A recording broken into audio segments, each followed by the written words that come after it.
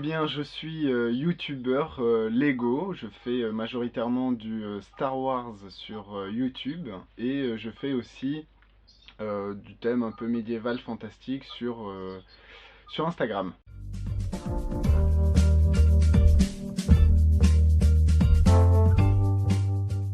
J'ai créé ma chaîne YouTube en 2014, si je me souviens bien. Je l'ai entretenue pendant 2 ans, donc du coup jusqu'en 2016.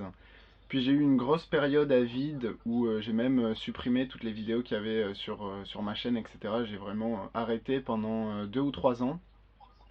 Et je suis revenu du coup il y a maintenant 2 ans et plus fort que jamais. Et voilà.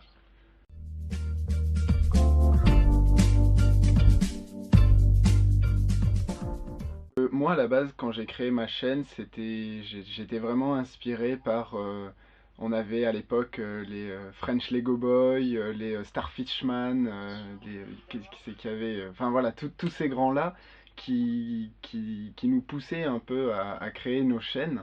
Et, et mine de rien, à l'époque, YouTube, c'était quand même assez réservé. Il n'y avait pas autant de créateurs de contenu qu'aujourd'hui parce que c'était moins accessible. Et du coup, je pense que c'est vraiment ces personnes-là qui encourageaient tout le monde à créer des chaînes, à partager, etc. Et puis, j'avais aussi envie un peu de montrer ce que je pouvais faire. Et du coup, je me suis lancé en me disant, bah, si ça marche, tant mieux. Si ça marche pas, tant pis. Et voilà.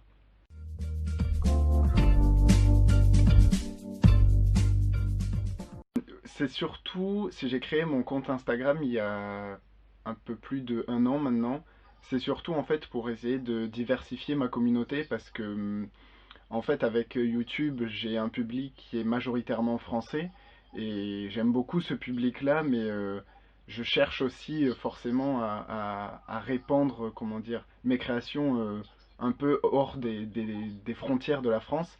Et du coup, c'est vrai que Instagram, c'est un réseau social qui aide beaucoup là-dessus, justement pour l'expansion vers les autres pays. J'ai une communauté qui est majoritairement américaine et allemande sur Instagram.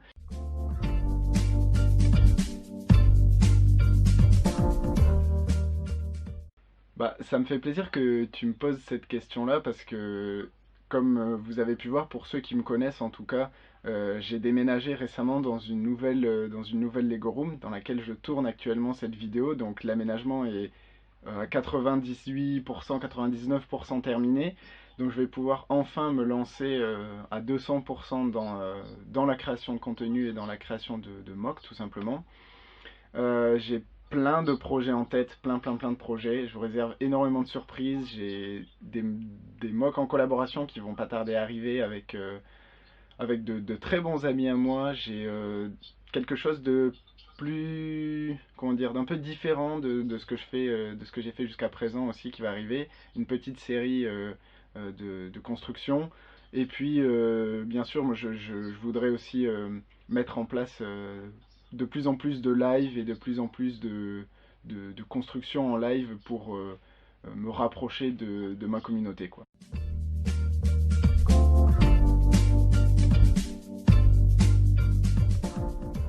Alors, c'est pas vraiment un changement qui m'a le plus marqué, c'est plus, comment dire, un peu en fait une anecdote.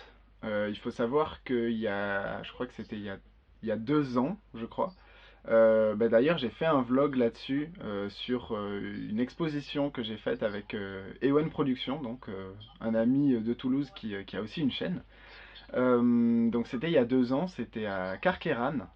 C'était ma première exposition en tant que vraiment constructeur à laquelle je participais. J'étais vraiment exposant.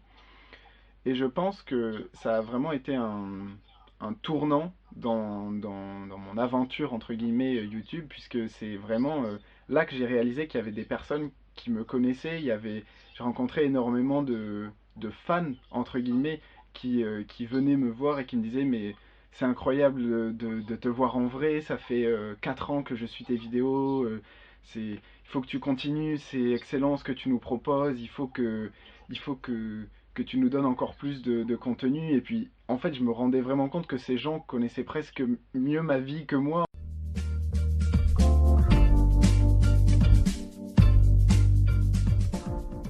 je trouve ça vachement intéressant que tu poses la question parce que effectivement, je vais partir, je vais faire une exposition bientôt, mais qui est hors des frontières françaises. Je vais partir avec First Order Lego, avec Victor, donc 98 CSI, et plein d'autres youtubeurs. Effectivement, de toute façon, je vous tiendrai au courant. On n'a pas exactement encore les dates ni comment ça va se passer, mais je pense que je ferai bien évidemment des vidéos, je ferai des vlogs, je tiendrai la communauté au courant. Il y a aucun souci là-dessus, mais oui, bien sûr que je compte continuer les expositions. Oui.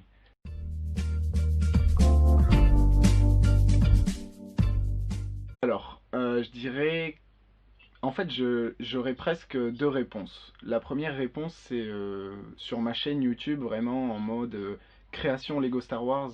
Je dirais que c'est la création qui s'appelle Last Bastion on Kalarba, qui est sortie il y a quelques mois. Une mock que j'ai beaucoup appréciée parce que j'ai pu mélanger pas mal de techniques. Je suis plus un constructeur de... Je me qualifie plus comme constructeur de paysages plutôt que de building. Et voilà, je pense que j'ai assez bien réussi là-dessus et j'en suis assez fier. Et puis, d'un autre côté, sur Instagram, comme je le disais tout à l'heure, je fais des choses vraiment différentes. Et je construis des choses qui me tiennent beaucoup plus à cœur, qui n'ont pas forcément leur place, je pense, sur YouTube, vis-à-vis de ma communauté sur YouTube. À savoir que je fais par exemple du médiéval, du fantastique. Et j'allais dire du coup cette série-là, cette série de trois constructions japonaises, je pense que c'est pour moi des créations qui sont les plus abouties sur toute ma carrière entre guillemets de Lego Boy, parce que voilà, j'ai vraiment passé énormément de temps à les construire et il y a une histoire autour, etc. Enfin voilà, je vous invite à aller voir par vous.